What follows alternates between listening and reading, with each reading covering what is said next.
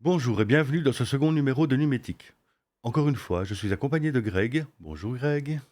Bonjour Laurent. Alors aujourd'hui, nous allons parler des réseaux sociaux et en particulier de TikTok, mais aussi on va parler de jeux vidéo puisqu'avec Greg, nous avons passé un moment sur les bêtas de Diablo 4.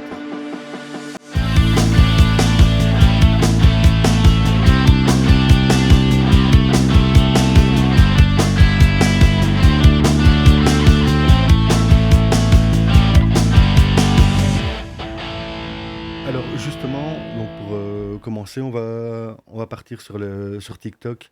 Et il y en a plein de choses à dire sur TikTok en fait. On pourrait commencer par exemple, je sais pas, par le fait que toutes ces polémiques qui vont le rendre, qui rendent TikTok totalement interdit dans les différentes institutions qu'on peut avoir ici en Belgique, mais un peu partout en Occident en fait, hein, parce que ça concerne aussi la France, l'Allemagne, les États-Unis d'Amérique.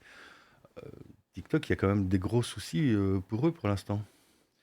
Il y a ça. Donc, il y a l'Union européenne qui, il y a quelques semaines, a déjà lancé un peu le pavé dans la mare en interdisant à tous ses fonctionnaires d'avoir l'application installée donc sur les appareils corporate, comme on dit,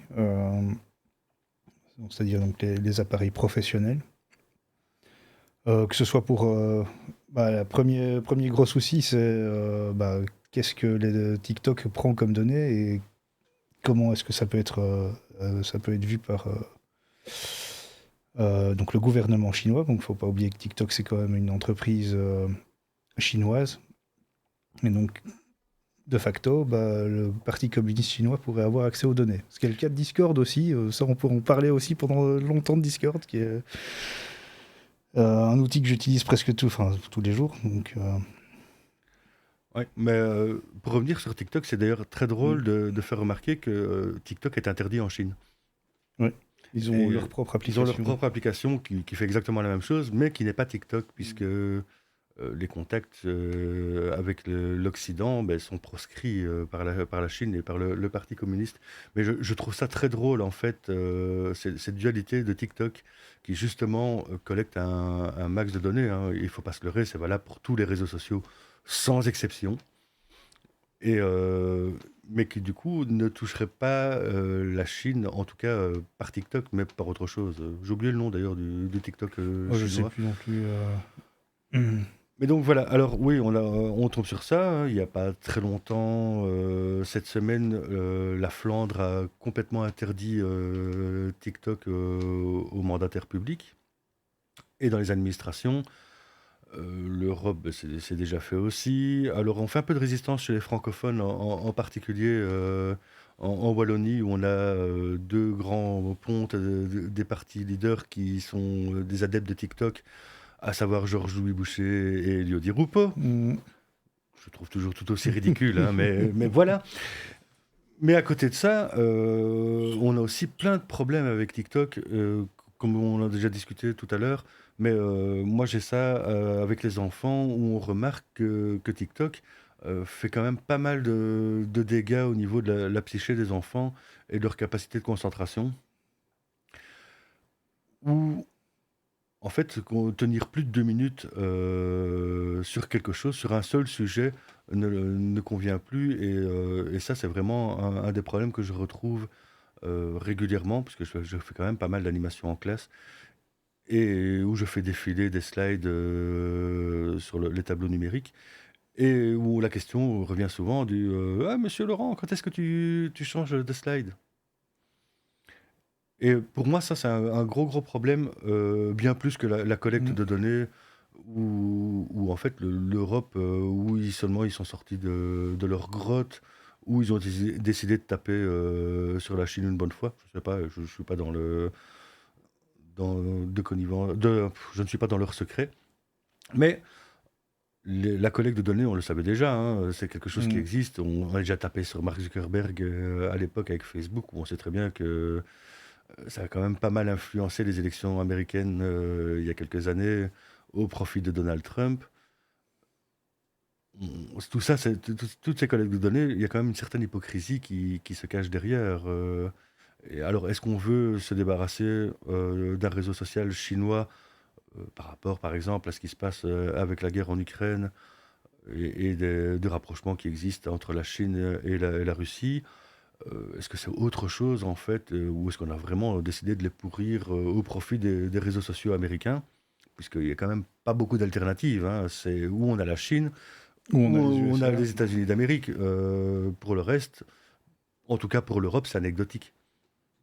Bah, je vois que l'Union européenne, en tout cas la Commission, je sais qu'ils commence à s'intéresser un peu à des réseaux sociaux plus libres et plus éthiques. La Commission européenne a un compte Mastodon de mémoire. Donc Mastodon est l'équivalent de Twitter, mais entièrement décentralisé. Donc c'est toutes des instances qui sont interconnectées entre elles et on peut se déconnecter du réseau et garder, être propriétaire de ces données. Ce qui n'est absolument pas le cas d'un Twitter, Facebook, TikTok. Voilà, dès qu'on a placé sa vidéo ou son post, bah voilà, ça ne nous appartient plus. Donc voilà, pour ça je suis un peu mitigé parce que je vois qu'il y a une volonté de s'intéresser un peu à ces réseaux-là, mais la population est tellement anecdotique sur ces réseaux-là que est-ce que ça, est-ce que ça vaut le coup déjà de le faire? Et on voit bien, enfin, par mon métier, je le vois que, allez, toute la communication est axée sur principalement Facebook, LinkedIn et YouTube, donc, et Twitter. Voilà. Donc, c'est les réseaux qu'on me demande de pusher tout le temps. Mais après, ça reste aussi logique dans le fait qu'ils sont de loin les plus utilisés. Si on Ouais. veut toucher du monde, on peut pas aller sur le réseau lambda. En Belgique, il en existe, hein. Si on regarde par exemple du côté néerlandophone, il y a Hoppler qui existe, qui est en fait un micro-réseau social réservé à des quartiers ou à des villes. Mais au final, il y a 4 personnes qui les utilisent Ouais, et on je retrouve les l'utilise. groupes Facebook bien plus que ça. Mm. Oui, mais moi aussi, je l'utilise ici Mm. à Jette au niveau des associations. Mais ça reste quand même très, très, très anecdotique. Les communications qu'on fait sur des réseaux comme Upler ne sont pas du tout les mêmes. Donc, c'est de la communication qui est vraiment généralement allez, qui est pour le quartier, où voilà, c'est de l'échange entre des rapports de bon voisinage.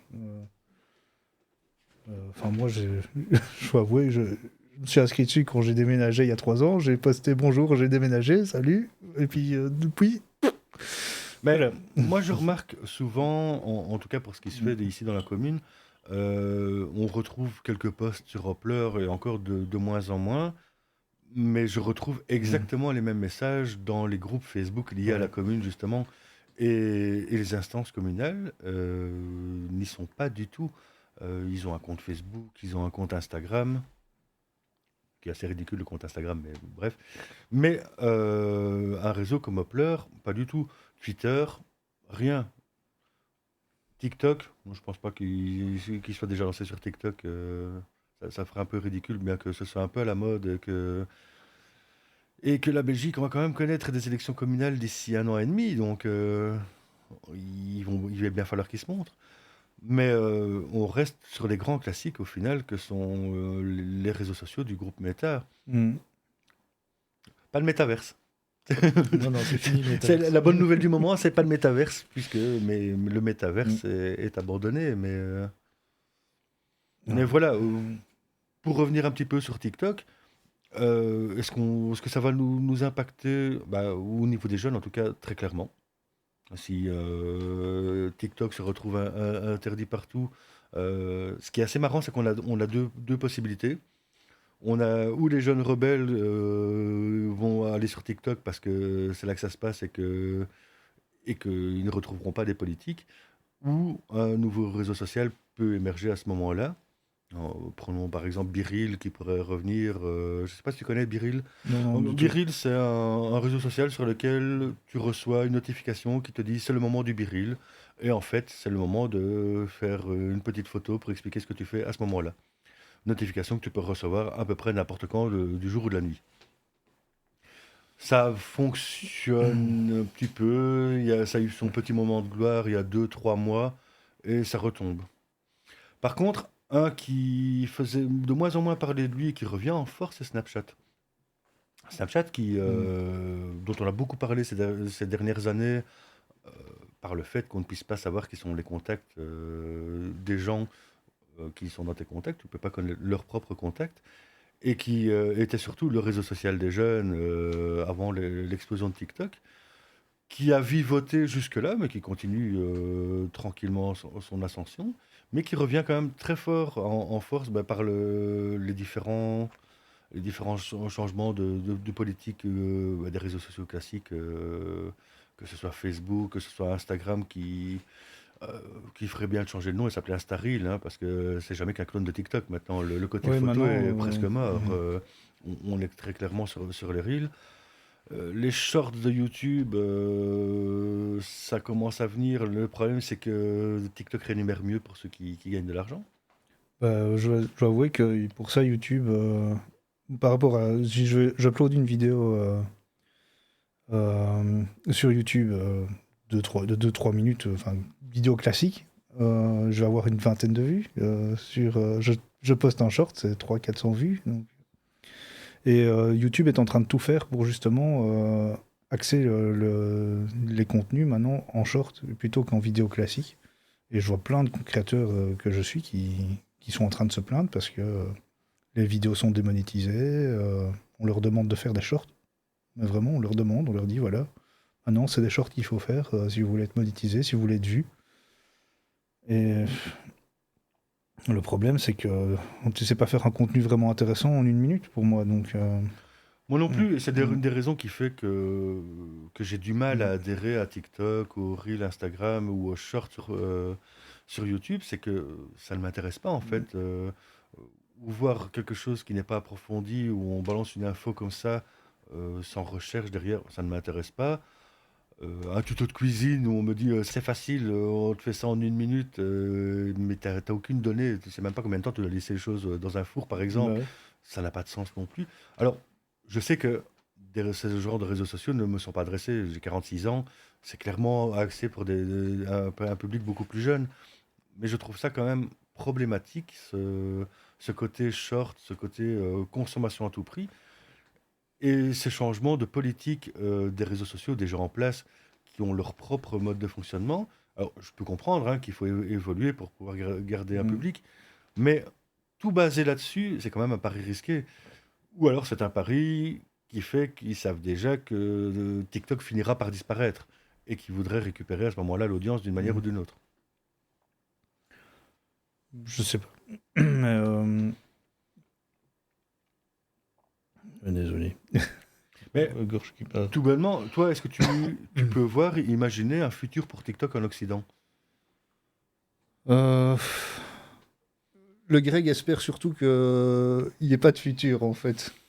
Parce que simplement, moi j'ai un compte TikTok, je poste des trucs sur TikTok. Bon, bah, c'est plus déjà pour.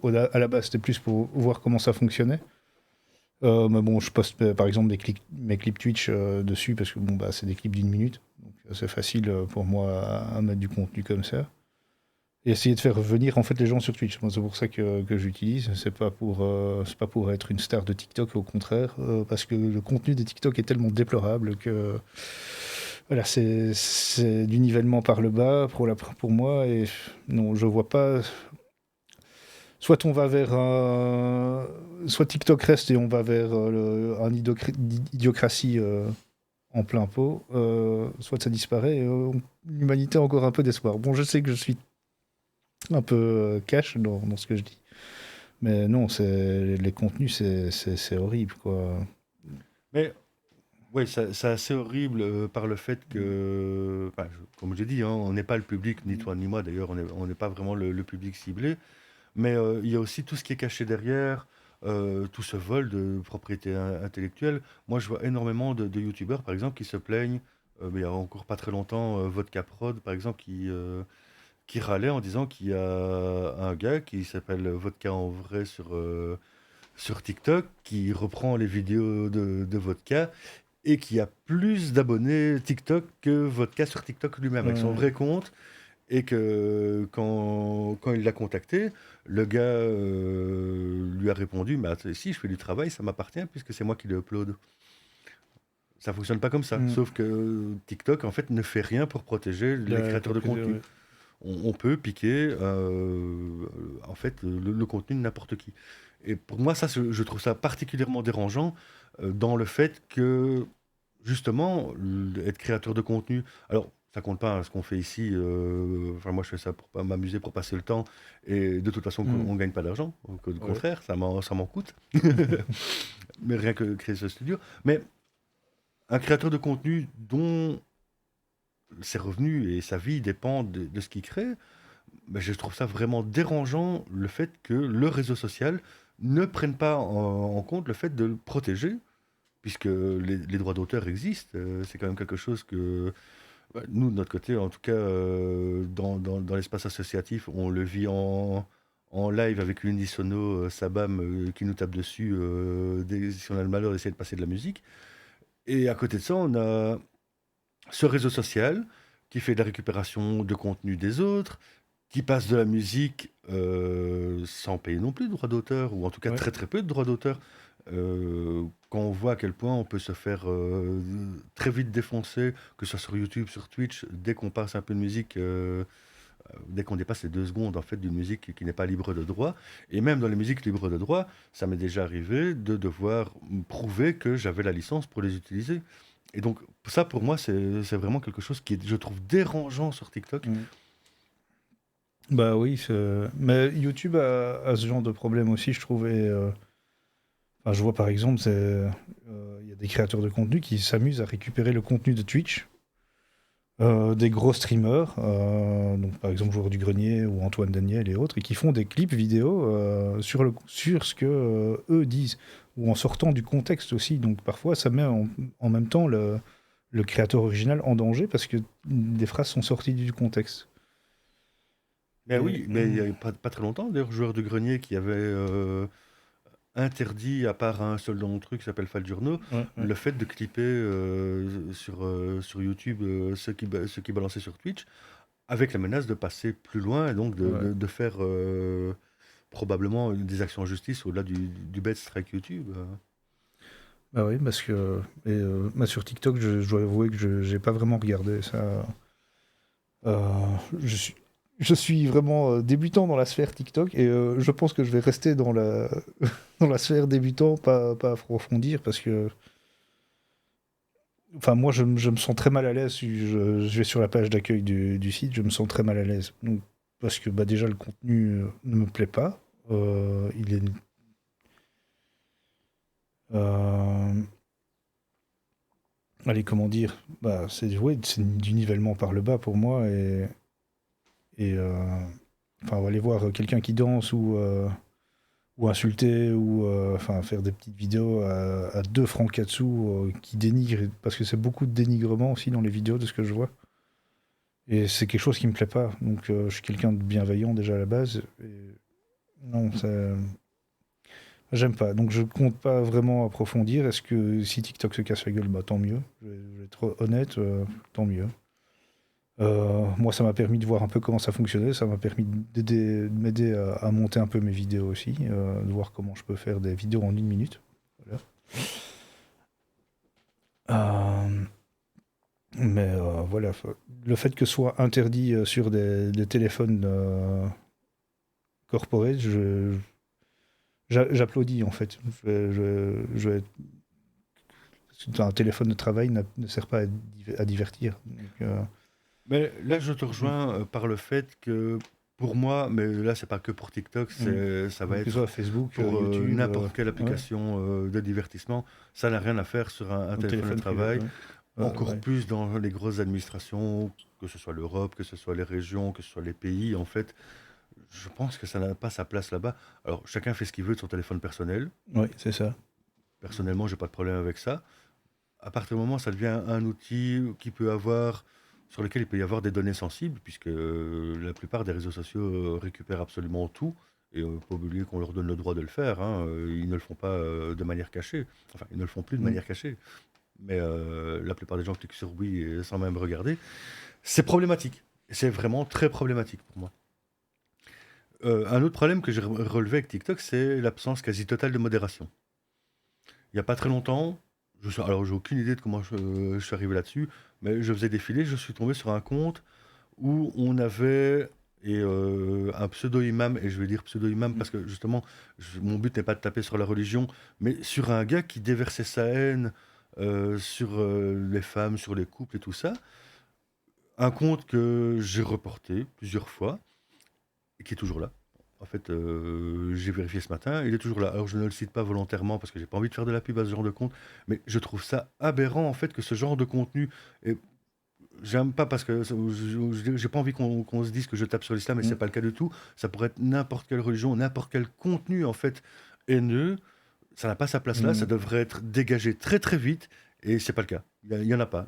En fait, la seule réelle modération qu'on va trouver, c'est celle sur les mineurs d'âge, où là, s'ils s'en rendent compte ou s'ils sont reportés, le compte se fait supprimer très très vite. Il a fallu longtemps pour qu'ils le fassent. Et sur le contenu à caractère sexuel, mais ça dépend qui. Si c'est une TikTokeuse qui a énormément de vues, ça ne bougera pas. Ça, Twitch fait pareil aussi. Oui, mais pour moi, c'est problématique d'avoir ce genre de modération. Déjà, modération à deux vitesses. Et cette absence de modération sur des contenus ultra sensibles. On a aussi souvent, et ça c'est quelque chose que je remarque avec les jeunes avec qui je travaille, tous les problèmes de harcèlement et d'estime de soi qui sont juste derrière. Mais ça on le connaît avec Instagram aussi, le paraître en fait devient tellement important qu'elles ne sont, et ça touche essentiellement des filles, elles sont incapables de se voir elles-mêmes comme elles sont et d'apprécier ce qu'elles sont, puisque elles s'imaginent un contenu qui est juste physiquement impossible à atteindre. Une version de leur corps qui n'existe pas, qu'on ne peut pas avoir et que personne ne peut avoir, pardon, de manière totalement naturelle, mais juste que ce soit avec des filtres ou un maquillage. Encore où je pense que les filtres sont tellement violents que maintenant, même avec du maquillage, on n'y arrivera plus. Maintenant, ouais, t'as des filtres. Justement, j'avais vu un article sur un filtre TikTok où tu fais avoir ton corps parfait et en fait, tu ne ressembles plus du tout à la personne que tu es. Et non, et c'est triste. Mais donc, voilà, moi, c'est tout ça qui fait que TikTok me pose vraiment beaucoup de problèmes. Et encore une fois, c'est pas parce que ça s'appelle TikTok, hein, je parle des réseaux sociaux de ce style-là. Je pourrais taper de la même manière sur Instagram parce que justement, ils se clonent l'un l'autre, et surtout le groupe Meta qui va piquer ses idées ailleurs pour continuer à faire vivre Instagram. Mais ce genre de contenu, pour moi, est vraiment problématique dans son fond, puisque si on revient sur Instagram, mais on pourrait retomber sur le même genre de contenu sans plus de modération. Alors, est-ce que c'est un problème lié aux réseaux sociaux qui se foutent complètement des modérateurs? Je sais que pour l'instant, il y a un début de procès qui est en cours, qui les rendrait responsables des messages et de ce que contiennent les réseaux sociaux. Et au final, est-ce que ce ne serait pas une bonne chose qu'ils en soient enfin responsables en tant qu'hébergeurs et que du coup, ils puissent être attaqués aussi? Après, si on les rend responsables, soyons très clairs, hein, les réseaux sociaux vont disparaître. Puisque là, surtout pour les réseaux américains, les attaques en justice, ça va pleuvoir. Et comme on peut les attaquer en justice pour tout et n'importe quoi aux États-Unis, sauf si c'est protégé par la Constitution, ils vont tous se faire dégommer les uns après les autres. Mais au final, est-ce que ça ne serait pas de leur faute aussi? Est-ce que s'ils étaient intervenus tout de suite au niveau de tout ce qui est contenu sensible, que ce soit au niveau du harcèlement, que ce soit au niveau de la haine qui traîne sur Internet en règle générale, est-ce que ça, c'est pas quelque chose qu'ils auraient dû faire tout de suite, modérer? Mais je sais pas, parce que quand on regarde tout ce qui est contenu haineux, il faut savoir que Facebook, il y a eu des articles qui sont passés il y a quelques semaines, enfin quelques mois, ils vont tendance à mettre en avant les contenus négatifs, parce que ça touche l'affect de la personne bien plus, et elle va revenir plus rapidement sur le réseau social qu'en regardant juste des photos de bisounours. Bon, désolé pour le terme, mais voilà, c'est un peu comme ça. Mais voilà, il cherche justement à toucher l'affect de la personne parce qu'elle va revenir. Et donc, je pense qu'il y a une volonté déjà de pas trop modérer. Et en plus, le nombre de posts qu'il y a à la minute, que ce soit sur TikTok, Facebook ou autre, t'imagines pas l'équipe de modérateurs qu'il y a derrière, qui devrait vraiment y avoir. une vérification humaine. Enfin, on a lu aussi des articles, hein, les modérateurs pètent les plombs très, très vite, tellement les contenus sont lamentables. Mais moi, je veux bien, mais Mm. alors oui, les Mm. modérateurs humains, c'est compliqué, mais on sait déjà que les robots savent Ça vite fait, faire un ouais. pré-tri Mm. et que dans les contenus haineux, les contenus ne sont pas foncièrement différents et que le fait de changer les mots n'y change rien. En fait, les robots, qui sont quand même guidés la plupart par des IA, savent très vite s'adapter au fait Au changement de qu'on langage, change ouais. les mots. Mm. C'est comme utiliser les emojis Mm. à la place des caractères, de tout ce qui est caractère sexuel. On sait très bien que la modération de n'importe quel réseau social, ils le savent très bien. C'est juste de l'hypocrisie, le fait Mm. de ne pas intervenir à ce niveau-là. Et donc, on pourrait de toute façon le faire. Et pour rebondir un petit peu sur ce que tu disais, on le sait très bien que le négatif apporte plus de vues. Si on essaie de faire un journal télévisé avec que des bonnes nouvelles, au bout de 2 jours, il n'y a plus personne qui le regarde. Parce que c'est dans le propre de l'être humain de s'abreuver du malheur des autres. Et c'est assez dérangeant, mais on sait qu'on fonctionne comme ça. Et forcément, ces réseaux sociaux s'en inspirent. Ouais, ouais. Donc là, Mm. on est face à un problème de... est-ce qu'il faut être absolument rentable? Pour eux, la réponse est oui. Est-ce qu'ils sont absolument rentables? La réponse à ce niveau-là, il y a pas, Oui. je pense qu'il n'existe pas plus rentable à l'heure actuelle que l'échange de données, hein, que la collecte de données et surtout la publicité ciblée. Après, est-ce que les réseaux sociaux vont disparaître en eux-mêmes? Je ne pense pas non plus. On n'est pas là.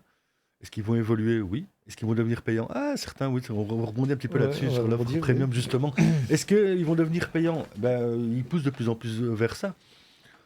La vérification les comptes certifiés pour Twitter. Je pense que Facebook se lance, Facebook veut le faire aussi, veut le faire aussi, ouais. et donner un accès au support plus rapidement.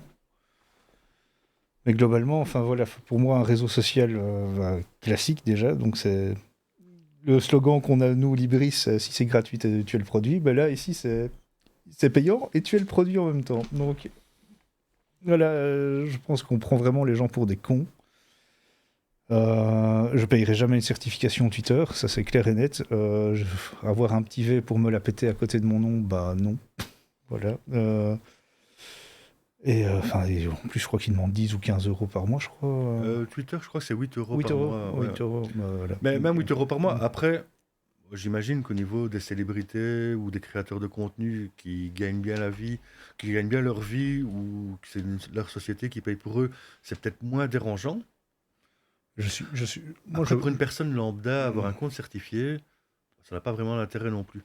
D'ailleurs, c'est pas pour ça, c'est pour ça que la certification de Twitter, ça me dérange moins, par exemple, que les comptes premium Facebook. Pas Facebook, non, YouTube.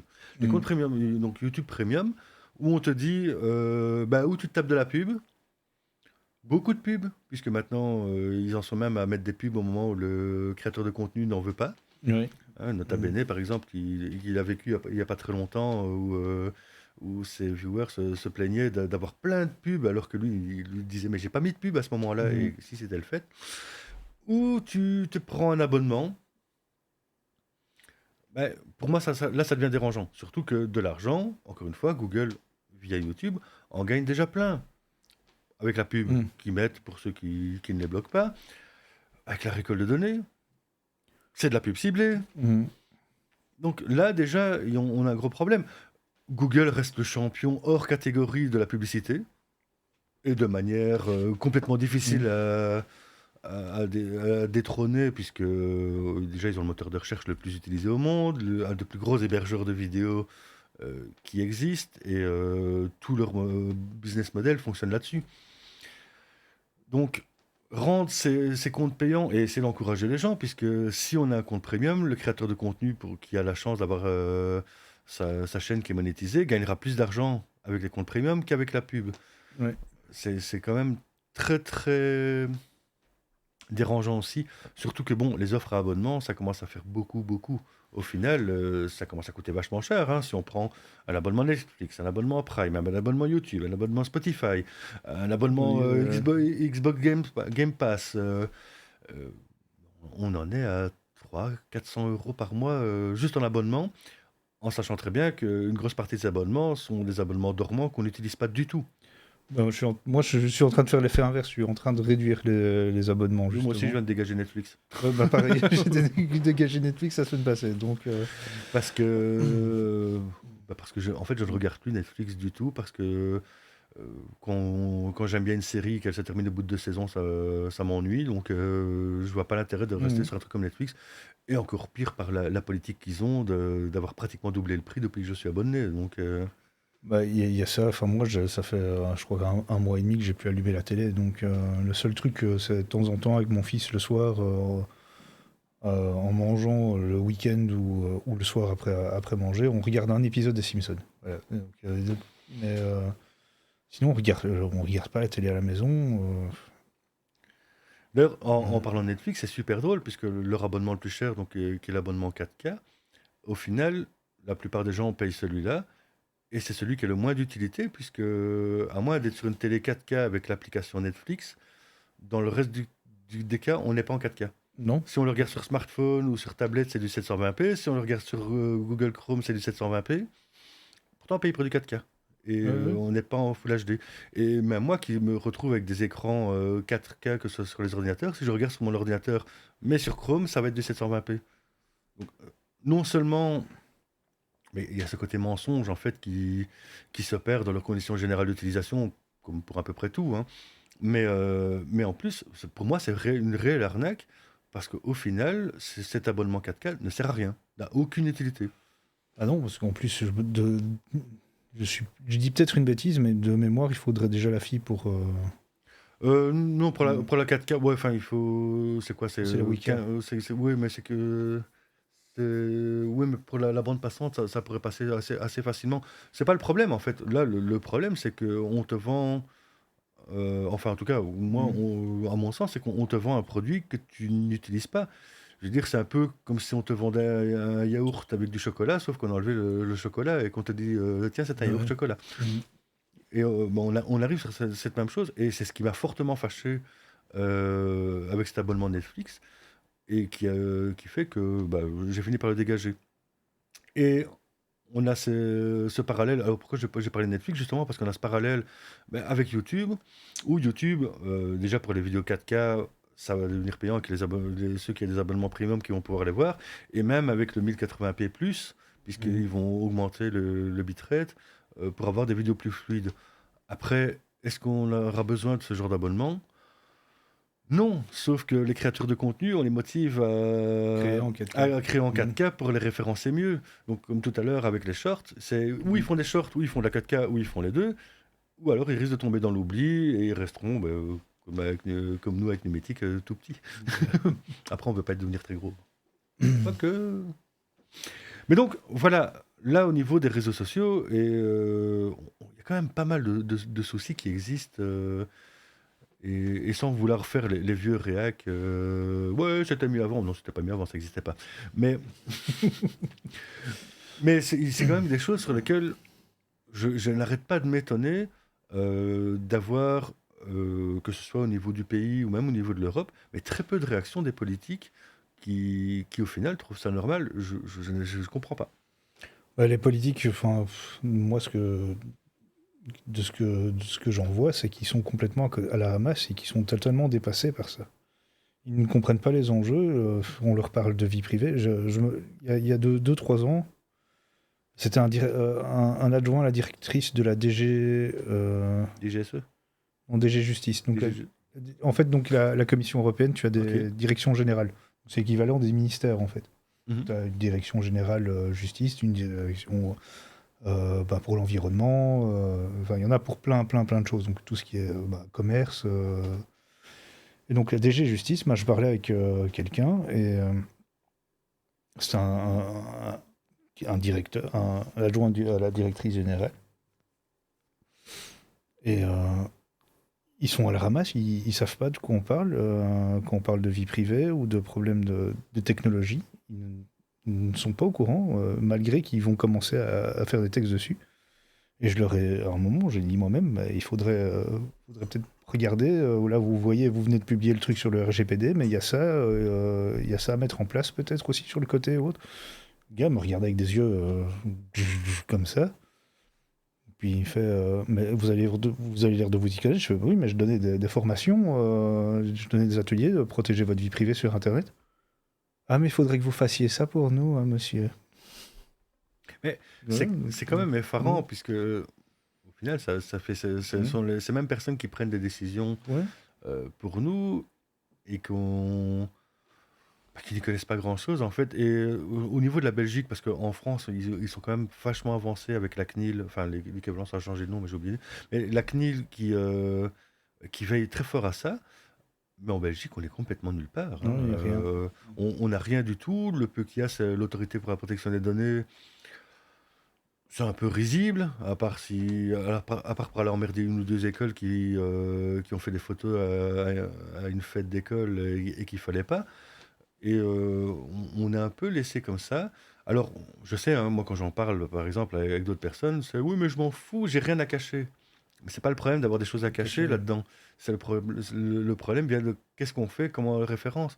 Quand on voit que les réseaux sociaux ont des algorithmes de reconnaissance faciale plus puissantes que les agences de renseignement, pour moi, c'est déjà rien que ça fait c'est un peur. problème, ouais.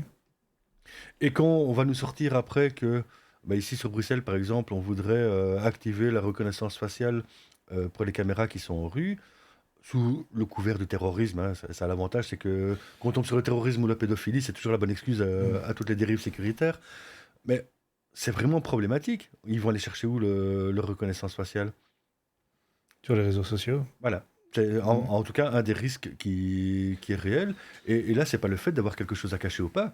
C'est une atteinte complète à la vie privée des gens où on va pouvoir suivre des gens à la trace. Alors, on sait hein, que la Chine le fait déjà dans ces grandes villes du style Pékin.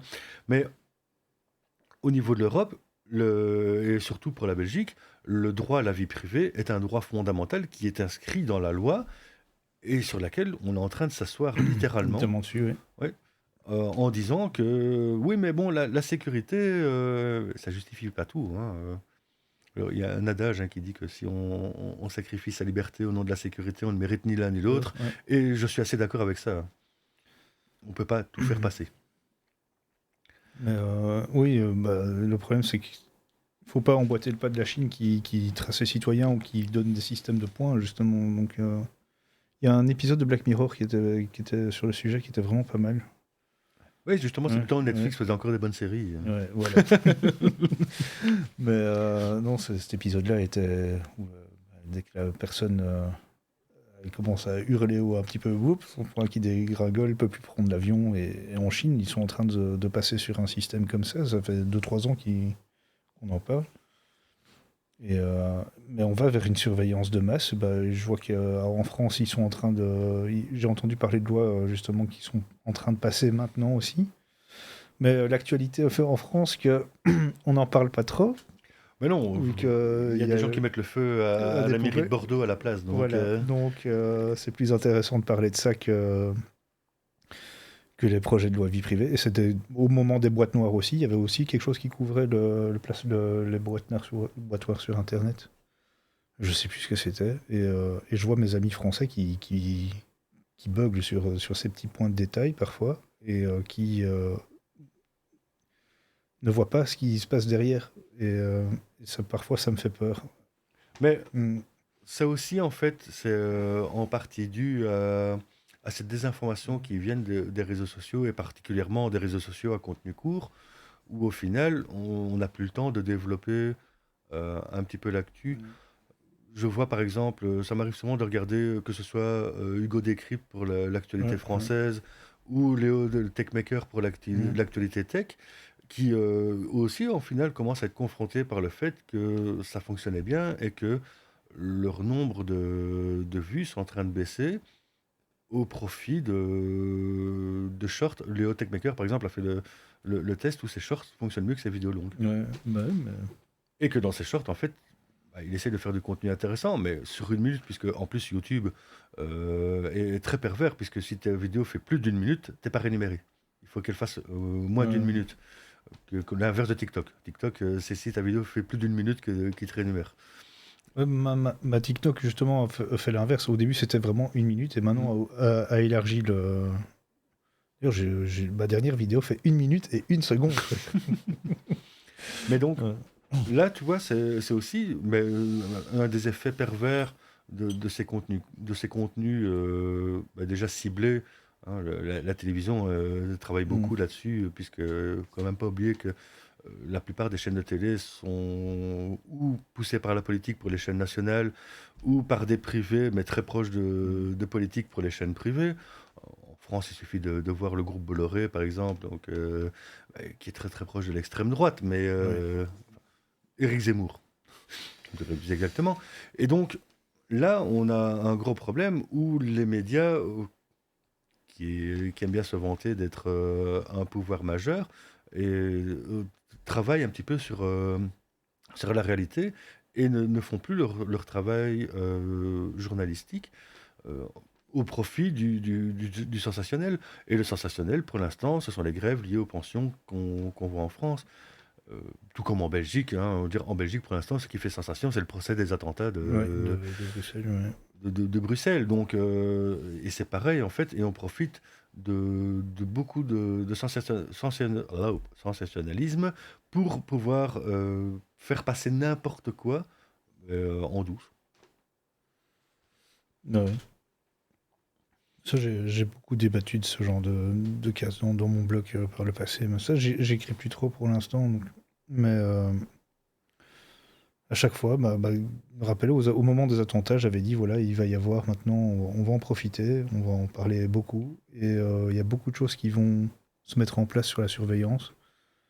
Mais à l'époque, ça avait été recalé par la Cour de justice européenne. Donc,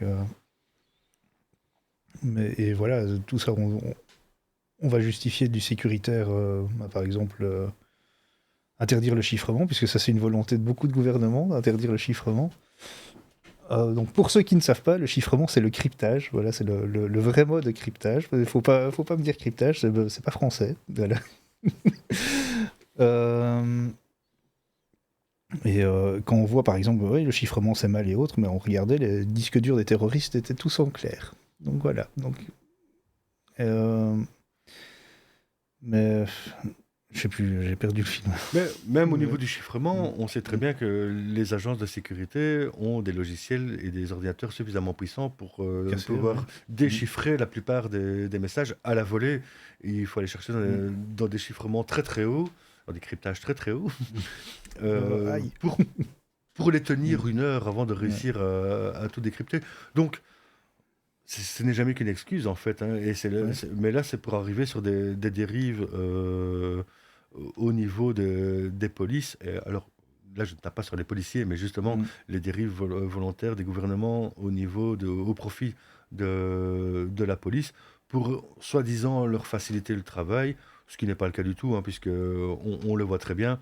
En fait, à part les opérateurs téléphoniques chiffrés, qui sont servis dans les grands réseaux de drogue et mafieux, eh bien, pour le reste, le chiffrement, à part des allumés dans ton genre ou dans le mien, il y a très peu de gens qui les utilisent au final. Non, Donc, non, et certainement pas ceux qu'on essaye de faire croire qu'ils l'utilisent.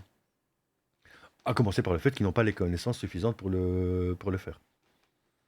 ouais, enfin, tout un temps, je signais, je chiffrais mes messages avec GPG, donc mes mails. Mais même maintenant, je le fais plus. Je ne prends plus le pli. Je vois plus l'intérêt en fait. De toute façon, ce qui intéresse déjà beaucoup les services de renseignement, d'ailleurs, c'est ce qu'on demande aux fournisseurs d'accès Internet de garder, ce sont les métadatas des mails, quoi.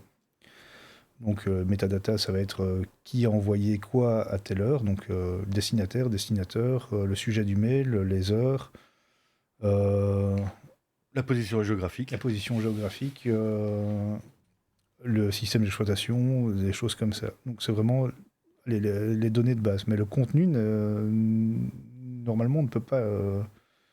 On peut pas. Et ce qui est chiffré dans un mail, c'est le contenu, c'est pas la métadata en tant que. Mais c'est de la même Hein. manière, c'était l'année passée ou il y a 2 ans, où on tapait sur WhatsApp parce que les données n'étaient pas chiffrées de bout en bout, et ils l'ont fait tout à coup. Et on est toujours exposé à un problème, et c'est un Oui. problème qui me pose justement un gros problème au niveau des messageries, c'est que vu qu'on passe par un intermédiaire pour cette clé de chiffrage, rien ne leur empêche de les intercepter. Bah, Alors, si ce n'est leur bonne foi, entre guillemets, où ils te disent, mais non, c'est pas vrai, on ne le fait pas. On sait très bien qu'avec NordVPN, c'est pas le cas, par exemple. Et donc, là, ces clés de chiffrement, mais elles ne sont même pas sécurisées, puisqu'on passe par l'intermédiaire. Le seul moyen que ce soit sécurisé, c'est un lien direct. ouais. Et donc, enfin, dans tout ce qui est technique de piratage, il y a ce qu'on appelle le man in the middle, donc c'est Ouais. la personne qui se trouve au milieu, qui peut récupérer les données, et les clés de chiffrement, justement, en font partie de ces données au départ. Et donc, rien n'empêche qu'on puisse décrypter un message. Et ça, c'était marrant parce qu'avec un ami, bah, tu connais Antoine, on s'était amusé un soir à monter un serveur XMPP avec une surcouche Jitsi.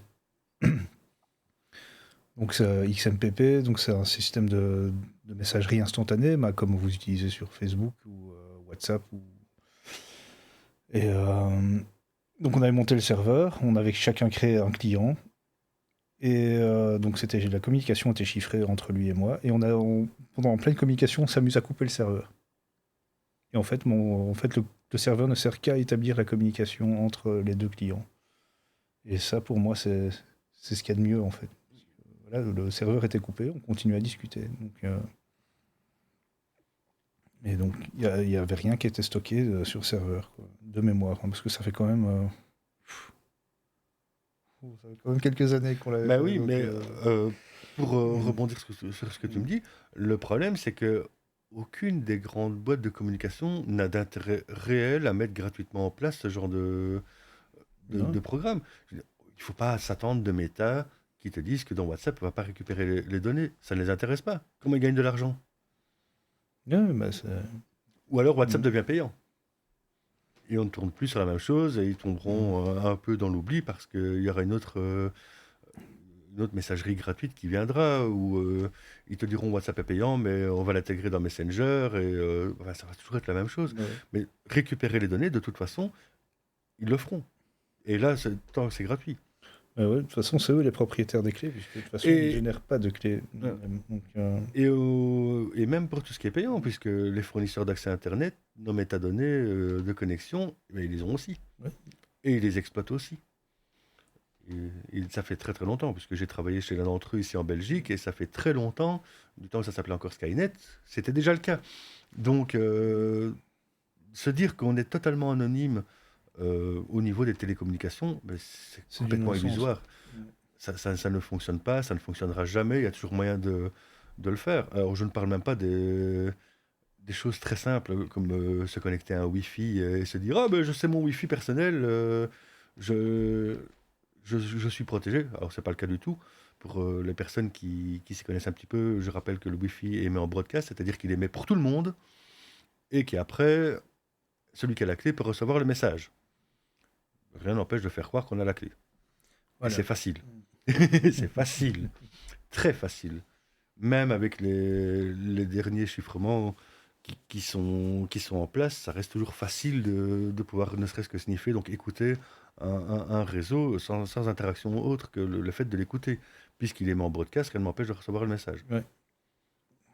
Et donc, à ce niveau-là, le Wi-Fi n'est pas quelque chose de sécurisé. Or, quand je vois des jeunes qui viennent ici, par exemple, la première chose qu'ils me demandent, c'est quoi C'est le quoi code du Wi-Fi? Ouais, ouais, bah ouais. Et ça m'est déjà arrivé avant dans certaines écoles où ça m'amusait de pouvoir afficher avec un sniffer leur conversation qui tenait sur des messageries. Mm. Bah oui.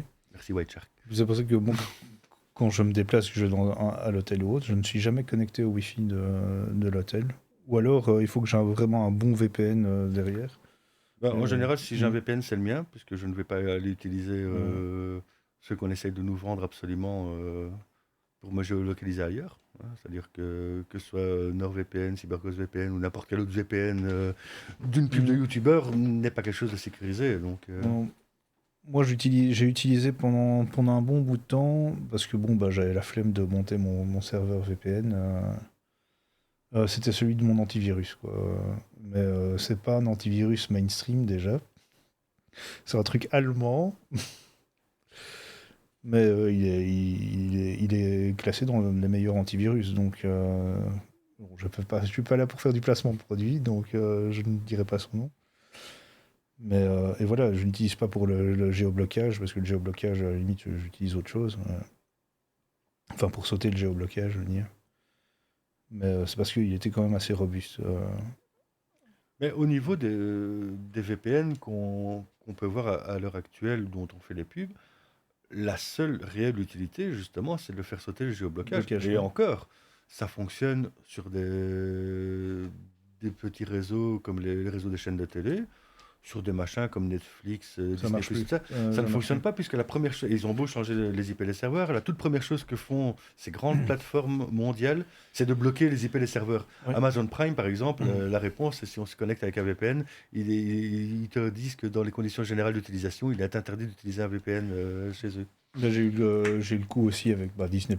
Donc, parce que j'étais en déplacement chez un ami. Et, on avait décidé de regarder Disney+. Mais comme j'étais pas chez moi, mon VPN s'est automatiquement mis en route. Donc, il a fait « Ah, non, vous pouvez pas. Voilà, au revoir. » Mais donc voilà, et donc pour ça, ça n'a absolument aucune utilité autre que le fait d'utiliser que d'utiliser un VPN autre que la géolocalisation, parce que tout le reste, en fait, alors c'est pas mensonger, pas tout à fait, juste le fait qu'il veut donner cette sécurité. Ça, c'est un mensonge éhonté. Et c'est vrai que le script qui dit lambda, donc le petit pirate qui utilise des scripts, n'arrivera pas à déchiffrer vos messages ou avoir accès à vos données. Quelqu'un qui est un peu plus connu, probablement y aura accès. Quoique, en tout cas, c'est un VPN, c'est pas super simple quand même. Hein. Faut déjà être vachement avancé.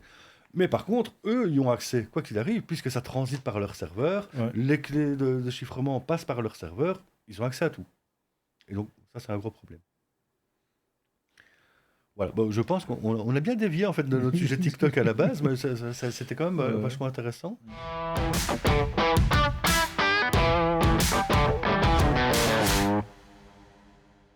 Eh bien, un autre sujet maintenant, un peu plus léger, un peu plus drôle, puisqu'on a passé un peu de temps, chacun dans notre coin, mais tous les deux quand même. On a testé Diablo 4.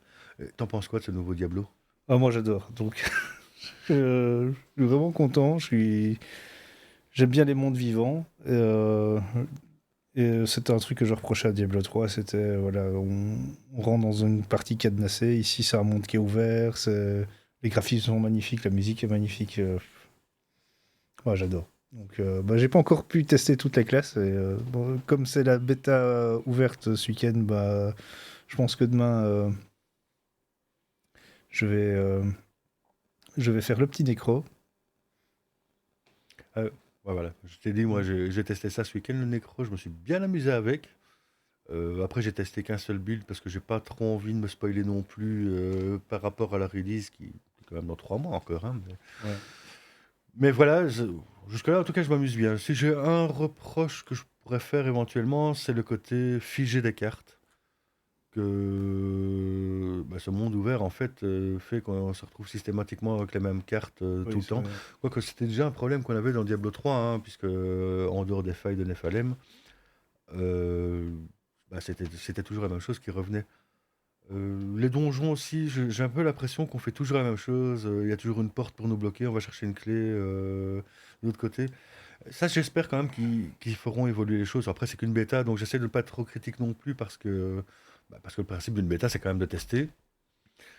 Même si Star Wars Store nous a prouvé que la bêta ou la release, il n'y avait pas vraiment de différence. Ça n'a jamais évolué. J'espère quand même que chez Activision Blizzard, ils tiendront compte des remarques qui ont été faites, qu'ils ne soient pas trop occupés par leur rachat par Microsoft et trop de spéculation là-dessus. Mais à part ça, j'avoue que je m'amuse bien en fait. Et le côté un peu plus sombre de Diablo, moins cartoonesque, je suis bien content qu'il soit revenu à ça. Euh, parce que ça passe plutôt bien. Oui, il passe bien. Et ils se sont donné du mal. J'espère aussi que la boutique en ligne, ils tiendront leurs promesses, puisque ça ne sera que du cosmétique et pas du pay to win qui ne refasse pas Diablo Immortal 2, qui au passage est interdit en Belgique, hein, Diablo Immortal. Mais voilà, en tout cas, ça s'annonce bien. Voir un peu comment ils vont le faire évoluer aussi, puisqu'au final, on voit quand même pas grand-chose, hein. 25 niveaux, un acte, pas de endgame. À la release, les sets ne seront pas disponibles non plus, donc ça promet pas mal de choses. Et je sais pas trop, je sais pas si tu as entendu ce qu'ils prévoyaient pour tout ce qui était endgame. Moi, je j'ai pas entendu grand-chose dessus. Absolument pas. J'ai essayé de me spoiler le moins possible. D'ailleurs, bah, même en jeu maintenant, bah, je teste plus le gameplay et je me promène. J'ai tendance à zapper les dialogues. Ah, Donc, moi, c'est aussi quelque chose que je fais complètement. J'ai entendu aucun dialogue. En tout cas, mm. ici, les seuls qui sont passés, c'est ceux que je ne pouvais pas zapper la semaine dernière, mais ils ont réglé d'ailleurs ce problème cette semaine-ci. On peut à nouveau les zapper. Mais pour le reste, bon, je trouve ça super amusant en fait. Là, ils se sont donné du mal. J'espère que ça va continuer, réellement. J'ai toujours un peu peur avec Diablo parce que ils ont quand même tendance, et Diablo 3 l'a montré, à le laisser plus ou moins à l'abandon très très vite euh, par la dimension que c'est un jeu où tu achètes le jeu et il n'y a plus rien à payer derrière. Après, le fait qu'ils en fassent une boutique va peut-être permettre de motiver à ce que ça dure un peu plus sur la durée plutôt que de le laisser à l'abandon sans réelle évolution autre que de changer les sets une fois tous les 3 mois. Moi, je sais pas. Enfin, de toute façon, la boutique en ligne, je compte pas du tout m'y attarder. Donc, Non, moi non plus, mais on sait que ça marche. Le côté cosmétique, cosmétique. Fortnite en est la preuve. Bah, Guild Wars 2 aussi. Donc, Voilà. Guild Wars 2, c'est la rentrée principale de NC Soft. C'est le cash shop où c'est que du cosmétique. Allez, allez, ça va. C'est du confort. Voilà. Mhm. Et Genre, donc, moi j'ai rien contre, hein. Le fait que mm. si c'est que du cosmétique, pourquoi pas? À ce niveau-là, tant que ça n'intervient pas dans le fait que tu as une meilleure armure parce que tu as payé, j'ai aucun problème avec ça. S'il tombe dans le travers du pay to win, je pense qu'on risque de ne plus être copains du tout. Après, si Microsoft arrive réellement à racheter Activision Blizzard King, le côté pay to win, c'est pas trop dans Dans la le. mentalité Microsoft. Ils sont plutôt ouverts vers le côté joueur. À côté de ça, il y a aussi le fait qu'ils essaient de porter un maximum de choses sur tout ce qui est portable avec le Game Pass. Et donc, tôt ou tard, il va falloir que ce soit rentable. Bah, le Game Pass, je pense que Diablo 4 est prévu dans le Game Pass à la sortie, je pense. Mais pour l'instant, ils disent rien en fait. Mm. On n'en sait pas trop à ce niveau-là. Mais on peut espérer, de toute façon, tout ce qui est jeu propriété de Microsoft tombe souvent Day One dans le Game Pass, à part l'éventuel Call of Duty qui ne devrait pas y être dû aux accords euh, qu'ils essayent de faire passer avec Sony, enfin à travers de Sony. Mais voilà, après Diablo 4, ouais, non, je pense que ça risque d'être un bon jeu sur lequel je vais passer trop de temps. En général, je ne parle pas de beaucoup, mais souvent de trop. Bah oui, mais je crois que de toute façon, ça va être un jeu que je vais beaucoup streamer à la sortie aussi. Donc, Ouais, bah, je viendrai te parasiter de l'intérieur cette fois-ci. ah bah, on jouera ensemble, hein. On se mettra sur Discord. Ça risque d'être drôle aussi. Surtout que, vu que je suis monsieur distrait. Non, non, Ah, mais j'ai vraiment hâte de voir un peu plus. Donc là, j'ai réussi à atteindre le 25, donc le niveau maximum. Donc, sans trop me spoiler l'histoire. Donc, et en ne faisant qu'une classe pour l'instant. Ouais, j'ai testé un petit peu le druide ce matin. Et ça, je trouve encore ça rigolo. Même si ce ne sera pas ma classe principale. Mais... mais je l'ai pas testé. Moi qui jouais essentiellement sorcier sur Diablo 3, je pense qu'ici je risque de me tourner aussi vers le nécromancien. Parce que je me suis beaucoup amusé ce week-end avec. Après, c'est pareil, hein, il faudra voir l'évolution de ce que ça donne. Si ça tombe, le gameplay ne me conviendra plus à plus haut niveau. Mais moi, je pense que je vais aussi me tourner vers le nécromancien parce que je m'amuse réellement beaucoup avec et à tout faire exploser. Ça, dans Diablo 3, c'est mon build principal. C'est tout faire sauter, faire sauter les cadavres. Et... bah, d'ailleurs, c'est pas compliqué. Hier, j'ai rallumé un peu Diablo 3 et bah, j'ai fait des boum boum boum boum. J'ai réussi à ne pas craquer encore, mais je suis pas certain que je tiendrai jusqu'au mois de juin sans repartir dedans. Non, non, moi j'ai craqué totalement. Et je regrette d'avoir acheté Diablo 2 Resurrected sur console. Mais moi, j'y rejoué un peu et ça, c'est un gros problème que j'ai. Où Diablo 2 est un jeu sur lequel j'ai passé énormément de temps aussi, mais j'ai du mal à me remettre sur un gameplay qui est complètement Il dépassé. est trop Et vieux. ouais, c'est ça. Mais j'ai ça avec tous les remasters. Mhm. C'est pas une critique, c'est vraiment que j'ai pris des aises dans les gameplays plus actifs. Et j'ai beaucoup de mal à revenir sur des vieux jeux. Un bête exemple qui m'est arrivé avec un autre jeu qui était Final Fantasy VII, qui lors de sa sortie a été un jeu de référence pour moi au niveau de la PlayStation. Je l'ai sur PC, et je parle pas de la version Mhm. remaster, hein, je parle toujours de la version qui est sortie en original. Et là, graphiquement, j'y arrive pas. Alors que, par contre, le gameplay tour à tour, lui, me plaît. Mais graphiquement, c'est pas possible. J'ai envie de lancer mon ordinateur par la fenêtre quand je vois ce genre de graphisme. Et j'ai le problème inverse avec la version remaster, c'est que je déteste réellement le gameplay qui n'est plus du tour par tour. Pour moi, ça Mhm. enlève le côté Final Fantasy que j'aimais, alors que l'histoire semble toujours géniale. Après, c'est une considération de vieux, hein, mes réflexes sont moins bons que quand j'étais plus jeune. C'est comme ça. Mais non, j'ai Mhm. beaucoup de mal à me relancer dans dans des vieux jeux. euh, je pense bêtement par le fait d'avoir des habitudes de gameplay différentes avec les suites qui sont sorties. Je sais pas si ça te fait à peu près la même chose. Bah, Diablo 2, bah, le gros problème, ça n'a pas été le gameplay. Moi, c'est que j'ai pas une télé 4K, j'ai vraiment un petit écran, que j'ai des problèmes de vue, et que j'étais comme ça, donc j'ai vraiment très peu joué. Mais c'est vrai que j'ai trouvé ça mou. De ce que j'ai fait, j'ai trouvé ça mou. Et au bout d'une heure, j'ai arrêté. Donc, et je regrette vraiment de ne pas l'avoir pris sur PC, ne fût-ce que pour avoir un meilleur confort visuel. J'aurais peut-être plus accroché, mais les gameplays des jeux, si j'ai pas aimé à la sortie, je vais pas aimer même le remaster. Et inversement, j'aime pas déjà les jeux au tour par tour. Donc voilà, Ah oui. euh, donc voilà. Enfin, par exemple, je sais que, enfin, à un moment, j'ai eu envie de refaire KOTOR, puis je me suis dit non, non, ça. Lui aussi, j'ai essayé, j'en garde pas un bon souvenir, donc. Voilà, donc je me suis dit non, je vais attendre de voir bah, le KOTOR, le remaster de KOTOR pour voir s'ils vont changer le gameplay. Mais jouer avec le gameplay de l'époque, c'est non. J'ai besoin d'un truc très nerveux aussi. Par contre, une série de jeux qui a pas trop mal vieilli, ce sont les Mass Effect. Bah, sur la Xbox qui est ici, là derrière, il n'y a pas trop longtemps, j'ai relancé, puisque j'avais acheté la Legendary Edition. J'ai relancé Mass Effect 1 et en fait, je me suis encore bien amusé dessus.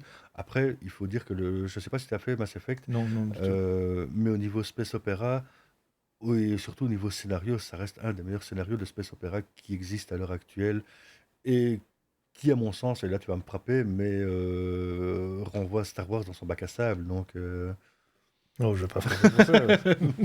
mais voilà, parce que bah, Star Wars, en fait, tout le monde canon est quand même très léger.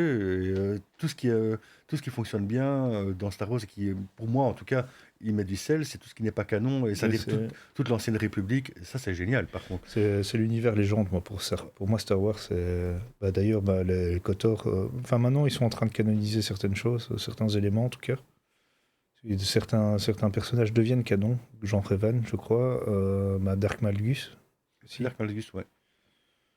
Mais moi, j'ai adoré les histoires de Sweeteor. Bon, elles sont juste. Enfin, je trouvais que pour un MMO, en tout cas, c'est ce qui m'a fait rester sur le MMO Star Wars, c'est les histoires. Mais Mm. l'histoire Mm. est bien ficelée et il faut dire avec que le côté où tous les dialogues étaient doublés, ça pour moi c'était énorme. Les milliers d'heures de dialogues qu'ils ont enregistrés ont fait que j'ai beaucoup joué. Après, pour moi, le jeu Endgame, par contre, était réellement beaucoup trop pauvre, beaucoup trop facile et sans le moindre intérêt. Je suis pas un joueur PVP, ce qui fait que le PVP, à part le jeu avec la balle, j'ai oublié le nom. Le Euh, Hotball. voilà, Ça le c'était Hotball que j'ai rigolo. trouvé Ouais, génial, c'était rigolo.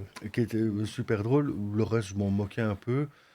Et mais en dehors de l'histoire, en fait, j'avais pas grand-chose. Et au final, je me suis beaucoup amusé à monter des personnages différents pour découvrir Les histoires. les histoires différentes. Et ça m'a beaucoup amusé. Mais du coup, ça enlevait toute la dimension intéressante de la MMO parce que tout ce qui était instance n'avait pas vraiment grand intérêt en dehors du moment de l'histoire. Et bah ouais, non, au final, ça restait un bon jeu. C'est dommage qu'il soit tombé aussi vite. Mais voilà. Après, au niveau des gameplays des jeux plus anciens, qu'est-ce que je... Bah, on va chercher des trucs complètement autres que ce dont on parle. Si tu prends Civilization, par exemple, j'aime beaucoup Civilization 5, je ne m'accroche pas du tout à Civilization 6. Le gameplay ne me Mm. convient pas. Ils ont changé les choses qui m'ont déplu, du style les constructeurs qui ont une durée de vie limitée ici. Moi, j'aimais bien pouvoir m'étendre fortement. La partie est beaucoup plus rapide qu'avant. Ça me convient pas. Après, je dis pas que sont des mauvais jeux, hein. Je parle réellement de mes goûts personnels. Dans les jeux plus anciens, je sais pas. Là, comme ça, j'ai pas d'idée. Ouais, moi, un des problèmes aussi, c'est que j'ai commencé à jouer très tard aux jeux vidéo.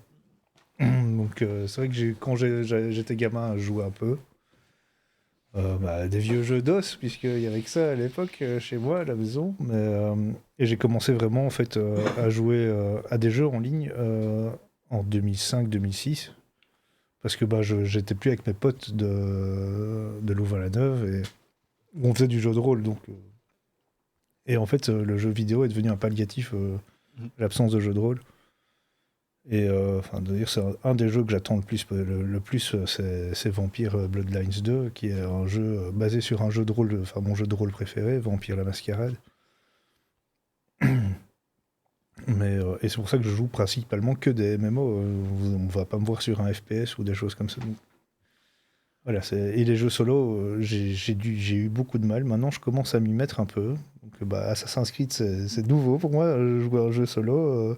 Les gens me regardent bizarrement quand je dis que Oblivion, j'y ai joué 1 heure et que je me suis ennuyé et que j'ai arrêté. Mais moi, je vais pas te Mm. critiquer. Mm. Je fais partie de ces rares personnes Mm. qui n'aiment pas les Elder Scrolls, donc, mais aucun. Mm. Pour moi, Skyrim n'est pas un bon jeu, donc à nouveau, c'est une appréciation personnelle. Par contre, pour revenir là-dessus, au niveau MMO, une des choses qui m'a fortement surpris, et ça a été World of Warcraft, mais beau classique. Il faut savoir que entre World of Warcraft, WoW Vanilla et Cataclysme, j'ai tout le temps été dans les top guilds francophones. Et après, j'ai laissé tomber parce que ça ne me convenait plus, parce que j'avais plus le temps, parce que j'avais l'impression d'avoir un deuxième boulot en rentrant chez moi.